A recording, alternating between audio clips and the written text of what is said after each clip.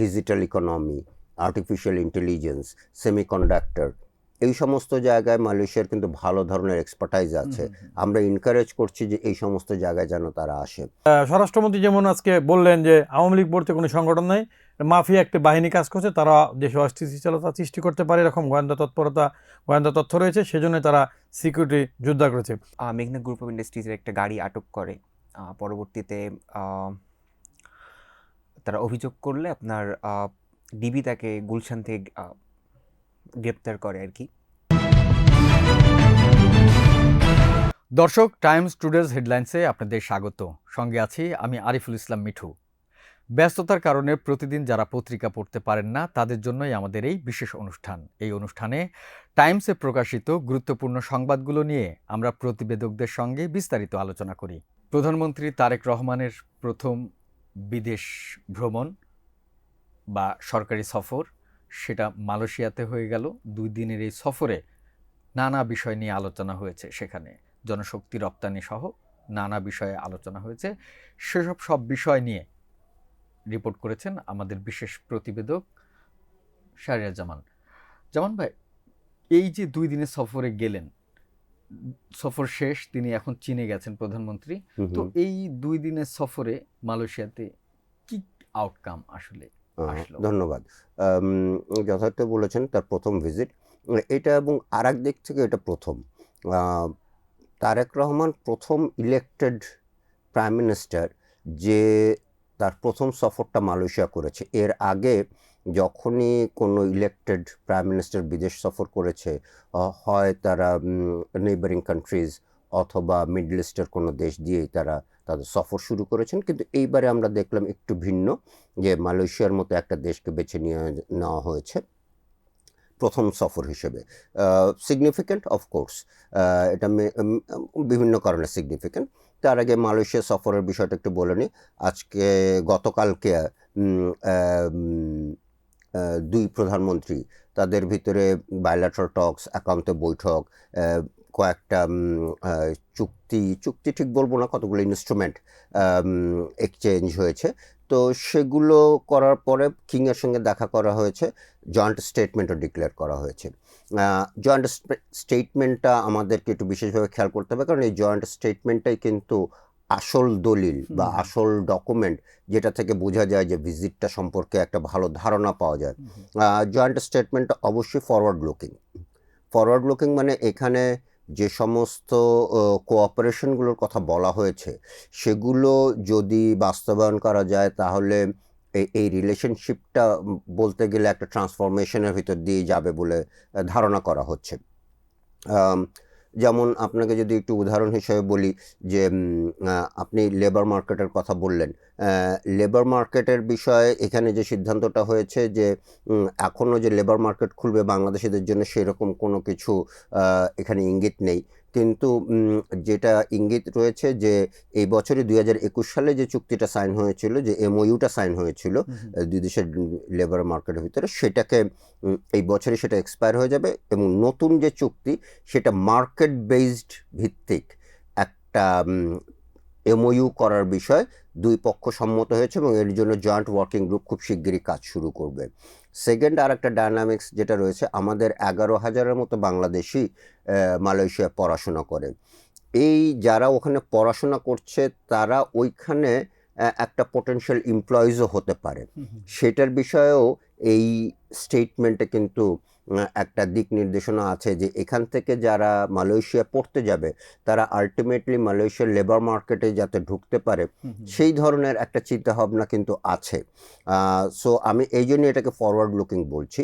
R in addition to that, labour মার্কেটটাকে streamline করার জন্য আমরা জানি যে এখানে অনেকে প্রতারিত হয়, বিভিন্ন ধরনের দালাল চক্র কাজ করে।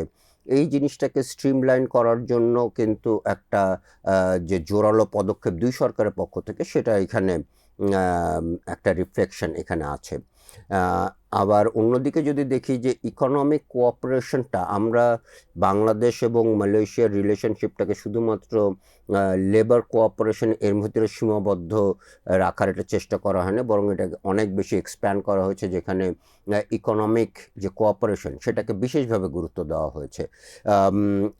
সে for example trade, investment, energy, এই সমস্ত জায়গায় কিন্তু দুই দেশের মধ্যে যে সহযোগিতাগুলো, যেমন ইনভেস্টমেন্টের ক্ষেত্রে যদি বলি যে বাংলাদেশ যে সমস্ত এরিয়াসগুলো নতুনভাবে আইডেন্টিফাই করেছে, যেমন digital economy, artificial intelligence, semiconductor, এই সমস্ত জায়গায় মালয়েশিয়ার কিন্তু ভালো ধরনের এক্সপার্টাইজ আছে।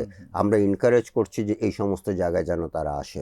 এনার্জি ইজ অ্যানাদার এরিয়া, এবং সেখানেও কিন্তু বাংলাদেশে প্রচুর কাজ করার সুযোগ রয়েছে। সে ফর এক্সাম্পল বে অফ বেঙ্গলে এক্সপ্লোরেশন থেকে শুরু করে এখানে কোল মাইনিং পর্যন্ত, সেই সমস্ত জায়গাতেও কিন্তু আমরা তাদের সহায়তা চেয়েছি।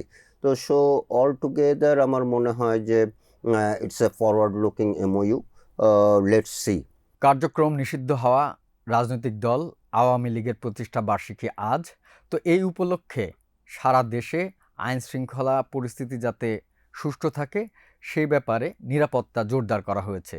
ঢাকায় প্রায় 18,000 অতিরিক্ত পুলিশ মোতায়েন করা হয়েছে। পাশাপাশি সেনা সদস্যরা যাতে মাঠে থাকে সে ব্যবস্থাও করা হয়েছে। তো এ নিয়ে বিস্তারিত প্রতিবেদন করেছেন আমাদের সিনিয়র রিপোর্টার কামরুজ্জামান খান। কামরুজ্জামান খান, এই যে আইন শৃঙ্খলা পরিস্থিতি নিয়ে যে উদ্বেগ সরকারের মধ্যে, যে কারণে পুলিশ মোতায়েন সহ বাড়তি নিরাপত্তা জোরদার করা হয়েছে, আসলে কেন এত আয়োজন? ধন্যবাদ আপনাকে। মঙ্গলবার আওয়ামী লীগের ৭৭তম প্রতিষ্ঠাবার্ষিকী। সংগঠনটি অন্তর্বর্তী সরকার নিষিদ্ধ ঘোষণা করেছে, এরপরে আইন করে বর্তমান সরকার এটাকে নিষিদ্ধটা বহাল রেখেছে। এই অবস্থার মধ্যেও দেশের বিভিন্ন স্থানে প্রতিদিনই মিছিলের ঘটনা ঘটছে, বিচ্ছিন্ন কিছু অপ্রীতিকর ঘটনা ঘটছে। আপনি যেমন দেখছিলেন যে সোমবার, রোববার গাজীপুরে একটি যুবলীগের মিছিল থেকে পুলিশকে সরাসরি মেরে ফেলার হুঁশিয়ারি দেওয়া হয়েছে। এই অবস্থায় গোয়েন্দা সংস্থা মনে করছে যে প্রতিষ্ঠাবার্ষিকী যে আওয়ামী লীগ 7 দিনের কর্মসূচি দিয়েছে, সেই কর্মসূচি ঘিরে অপ্রীতিকর ঘটনা ঘটতে পারে। বিশেষ করে পুলিশের একটি প্রতিবেদনে উল্লেখ করা হয়েছে যে আন্দোলন ঘিরে বৈষম্য বিরোধী ছাত্র আন্দোলন এবং এনসিপির সাথে বিশৃঙ্খল পরিস্থিতি এবং সংঘর্ষের আশঙ্কা করছে পুলিশ। সেই সাথে বাধা দিলে পরে পুলিশও আক্রান্ত হতে পারে বলে পুলিশের প্রতিবেদন উল্লেখ করা হয়েছে। এরপর থেকে রাজধানী সহ সারা দেশে নিরাপত্তা জোরদার করা হয়েছে। এর মধ্যে রবিবার রাতে হঠাৎ করেই ঘোষণা করা হয়েছে যে 18,000 পুলিশ থাকবে ঢাকা নিরাপত্তায়। 200টি স্পটকে তারা চিহ্নিত করেছে পুলিশের পক্ষ থেকে। এছাড়া পুলিশের অন্যান্য যারা ইউনিট আছে, যে সিটিটিসি, ডিবি, তাদেরকেও তৎপরতা বাড়ানো হয়েছে। অভিযান চালানো হচ্ছে। অভিযানে ধানমন্ডি এলাকা থেকে সোমবার সকালে 14 জন আওয়ামী লীগের নেতাকর্মীকে আটক করা হয়েছে। এই অবস্থার মধ্যেই সরকার দেশের 6টি জেলা শহরে সেনাবাহিনী নামানোর ঘোষণা দিয়েছে আজ। তারা 30শে জুন পর্যন্ত মাঠে থাকবে বলে স্বরাষ্ট্রমন্ত্রী জানিয়েছেন। মানে আওয়ামী লীগের প্রতিষ্ঠা বার্ষিকী, সেটা তো একটা রাজনৈতিক দল, তার কার্যক্রম নিষিদ্ধ করেছে সরকার। তো সরকারের মধ্যে ভয় কিসের আসলে? না, সরকার যেটা বলছে যে স্বরাষ্ট্রমন্ত্রী যেমন আজকে বললেন যে আওয়ামী লীগ বলতে কোনো সংগঠন নেই, মাফিয়া একটি বাহিনী কাজ করছে, তারা দেশে অস্থিতিশীলতা সৃষ্টি করতে পারে এরকম গোয়েন্দা তথ্য রয়েছে, সেজন্য তারা সিকিউরিটি জোরদার করেছে। অন্যদিকে আওয়ামী লীগের যে ফেসবুক পেজ এবং সোশ্যাল মিডিয়াতে কিন্তু আওয়ামী লীগ ব্যাপক অ্যাক্টিভ রয়েছে। সেখানে এই দলের বিভিন্ন পর্যায়ে নেতৃবৃন্দ ঘোষণা করেছে যে ইতিপূর্বে প্রতিষ্ঠার পর আওয়ামী লীগকে আরও 3 বার নিষিদ্ধ করেছিল পাকিস্তান পিরিয়ডে। তো এরপরও তারা দমে থাকেনি। এবারও যে নিষিদ্ধ করা হয়েছে, এর মধ্যে তাদের জনগণের সম্পৃক্ততা বাড়িয়ে তারা আন্দোলনে সরকার বিরোধী একটি প্ল্যাটফর্ম তৈরি করতে চায় এবং সরকার বিরোধী জনমত তৈরি করার জন্য তারা কার্যক্রম হাতে নিয়েছে। সেই লক্ষ্যে সরকার মনে করছে যে সরকার বিরোধী যে আন্দোলনের অংশ হিসেবে দেশে অস্থিতিশীলতা তৈরি হতে পারে, কোনো ধরনের অরাজকতা তৈরি হতে পারে, এতে প্রাণহানি ঘটনা ঘটতে পারে। সব মিলেই সরকার নানান দিক মাথায় রেখে আগাম প্রস্তুতি হিসেবে নিরাপত্তা জোরদার করেছে, বাড়তি নিরাপত্তা নিয়েছে। আচ্ছা, মানে আমরা এনসিপি বা বিরোধী দল জামাত, তাদের পরিকল্পনা কি? এখানে আপনি দেখবেন যে আগামী যে আওয়ামী লীগের প্রতিষ্ঠাবার্ষিকী উপলক্ষে জামাতের সাথে সমমনা যে 11 দলীয় জোট আছে, তারাও ঢাকাতে একটি কর্মসূচি রেখেছে মঙ্গলবার। পাশাপাশি এনসিপিও তাদের কর্মসূচি রেখেছে। মূলত যে 2024-এর 5ই আগস্ট যে আওয়ামী লীগ সরকার বিরোধী যে গণ আন্দোলন, গণ অভ্যুত্থান কিংবা বিরোধী আন্দোলন যেটা হয়েছিল, সেখানে কিন্তু নেতৃত্বে ফোকাল পয়েন্টে ছিল যে এখন যারা এনসিপি কিংবা বৈষম্য বিরোধী ছাত্র আন্দোলন, পুলিশ এবং গোয়েন্দারা মনে করে যে যেহেতু তারা প্রথম সারিতে ছিল এবং তারাই ঘোষণা দিয়ে আন্দোলনের শুরু করেছিল, তাদের সাথে আওয়ামী লীগের সংঘর্ষ হতে পারে। সেই হিসাবে আওয়ামী লীগ যেরকম কর্মসূচি দিয়েছে, এনসিপি এবং বৈষম্য বিরোধী ছাত্র আন্দোলন এবং পুলিশ মনে করে যে এরকম একটা দিনে যদি মুখোমুখি অবস্থান হয় তাহলে রক্তক্ষয়ী সংঘর্ষ হতে পারে, এই কারণে পাল্টাপাল্টি প্রস্তুতি তাদেরও রয়েছে। এমনি আওয়ামী লীগ তো মাঠে আমরা দেখছি, শুধু অনলাইনেই না, মাঠেও আওয়ামী লীগের ব্যাপক তৎপরতা আমরা দেখছি, কিন্তু এখন পর্যন্ত তো কোনো নাশকতার কোনো সংবাদ তো আমরা পাইনি নাকি? না, বিভিন্ন জায়গাতে আওয়ামী লীগ যখন খণ্ড খণ্ড মিছিল করতে যায় তখনই পুলিশ খবর পেলে বাধা দেয়, পুলিশ কিছু গ্রেপ্তারও করে। এখানে দু একটা ঘটনাতে পুলিশের সাথে বিচ্ছিন্ন সংগঠনের ঘটনা ঘটেছে, বাট বড় পরিসরে কোনো সংঘাতের ঘটনা এখন পর্যন্ত ঘটেনি। নারায়ণগঞ্জ ৩ আসনের একজন এমপির ছেলেকে চাঁদাবাজির অভিযোগে গ্রেফতার করে পুলিশ গুলশান থেকে, পরে তাকে মুচলেকা নিয়ে ছেড়ে দেওয়া হয়। তো এ বিষয়ে আমাদের সাথে কথা বলছেন আমাদের প্রতিবেদক আফগানি বিন জাহর। আফগানি, কি হয়েছিল এবং কি কারণে আটক করা হলো, কি হলো? আটক মেইনলি করা হয়েছিল হচ্ছে আপনার যতটুকু জানা যাচ্ছে মেঘনা গ্রুপ অফ ইন্ডাস্ট্রিজের একটা গাড়ি আটক করার অভিযোগে। তো তার বিরুদ্ধে চাঁদাবাজির অভিযোগ আগেও ছিল। সে যেহেতু যুবদলের একজন পদধারী ছিলেন, তার কর্মী বাহিনীও আছে। তো নারায়ণগঞ্জের বেশিরভাগ ব্যবসায়ী আসলে তার উপর বিরক্ত, আমরা যতটুকু জানতে পেরেছি। তো এক পর্যায়ে যখন মেঘনা গ্রুপ অফ ইন্ডাস্ট্রিজের একটা গাড়ি আটক করে, পরবর্তীতে তারা অভিযোগ করলে আপনার ডিবি তাকে গুলশান থেকে গ্রেপ্তার করে আর কি। তো তারপর ওদিন রাতেই ডিবি অফিসে নিয়ে যাওয়া হয়, ডিবি অফিসে নিয়ে যাওয়া হয় এবং ডিবি অফিসে নিয়ে যেয়ে তাকে নানা প্রশ্ন করা হয়। হ্যাঁ, এবং সর্বশেষ তাকে একটা মুচলেকা নিয়ে ছেড়ে দেওয়া হয় যে পরবর্তীতে তদন্তের স্বার্থে সে যে কোনো সময়ই ডিবি অফিসে উপস্থিত হবেন। মুচলেকাতে কি বলা হয়েছে, মানে তাকে কি কোনো নির্যাতন করা হয়েছে? মুচলেকাতে বিস্তারিত কি বলা হয়েছে এ ব্যাপারে জানা যায় নাই। এটা অফিসিয়াল ডকুমেন্ট বলে পুরোটা জানা যায় না, পুরোটা কিন্তু জানা যায় না, কিছুটা জানা গেছে যে কি কি জানা গেছে? কোনো রকম শারীরিক নির্যাতন করা হয়নি, এই আর কি। তাকে নানা ধরনের প্রশ্ন করা হ্যাঁ, হয়েছে প্রশ্ন যে সে করা হয়েছে, আসলে চাঁদাবাজি সঙ্গে জড়িত কিনা, এ ব্যাপারে হ্যাঁ, কিছু জানা এসব যায়নি আর অভিযোগ। কি, কি ধরনের আচ্ছা। কোশ্চেন করছে। এমনি মানে কি বলছে যে ধরেন পরে দেখা গেল যে সে জড়িত, হ্যাঁ, তদন্ত করার সময়, তো তখন সে কি আসতে পারবে ডিবিতে? তাকে মুচলেকাতে সেটাই বলা হয়েছে যে তদন্তের স্বার্থে যদি প্রয়োজন পড়ে সে উপস্থিত হবে। মুচলেকাতে সে দিয়েছে।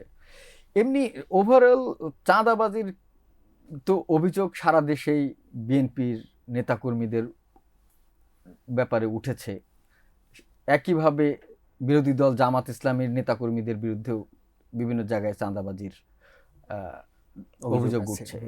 তো টোটালি চাঁদাবাজি ঠেকানো যাচ্ছে না কেন? চাঁদাবাজি আপনার একটা অনিয়ন্ত্রিত অবস্থার মধ্যে চলে যাওয়াতে আইন শৃঙ্খলা রক্ষাকারী বাহিনী সব মিলিয়ে আসলে ব্যাপারগুলোকে সামাল দিতে পারতেছে না।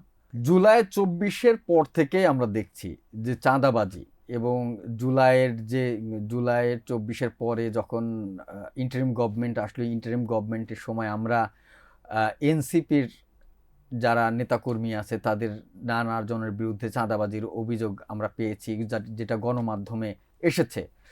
তো এরপরে আমরা দেখলাম যে আওয়ামী লীগ নিষিদ্ধ হয়েছে, তারা তো নাই বললেই চলে। তো বিএনপি ক্ষমতায় আসার পরে বিএনপি এবং এই সময়ের মধ্যে ধরেন জামাত ইসলামের বিরুদ্ধেও তো নানা এসেছে। তো কি দল আসলে শক্ত বা কঠোর অবস্থানে গেলে চাঁদাবাজি কমবে?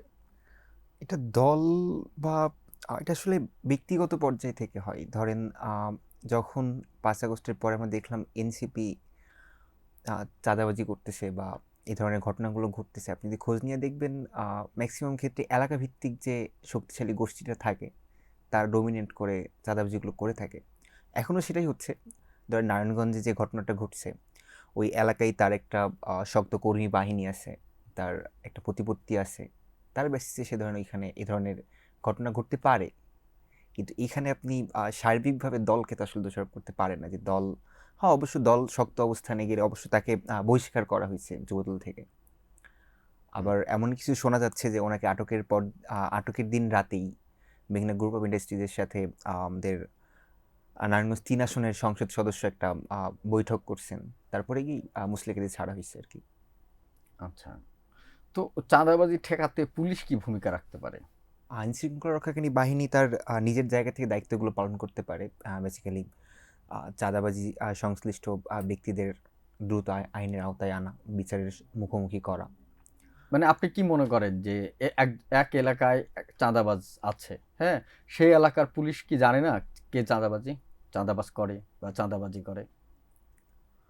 পুলিশ তো আসলে তথ্যের উপরে ভিত্তি করে যায়, কিন্তু আসলে এটাও মানা টাফ যে পুলিশ একেবারেই জানে না, পুলিশ অজ্ঞ। জানে অবশ্যই, হয়তো স্টেপ নেয় না। ধন্যবাদ আফগানি আপনাকে।